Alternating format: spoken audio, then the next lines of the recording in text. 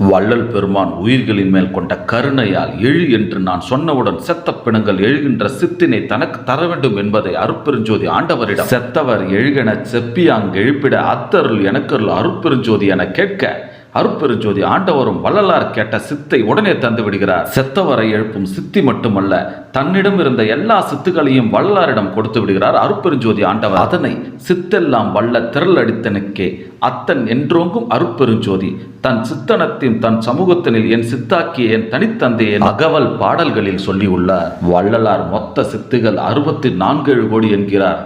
64 பெருக்கல் 7 அதாவது 448 கோடி சித்துகளை அருட்பெருஞ்சோதி ஆண்டவர் தனக்கு தந்துவிட்டார் என வள்ளல் பெருமான் கூறியுள்ளார். வள்ளலார் இறந்த கூன்மூதுகனை உயிர்ப்பித்ததாக வள்ளலார் வாழ்வில் நடந்த சுவையான 100 நிகழ்ச்சிகள் என்ற நூலில் இறந்த ஒரு சிறு குழந்தையை உயிர்ப்பித்து தந்ததாக சித்தநெறி என்ற நூலிலும் சொல்லப்பட்டுள்ளது.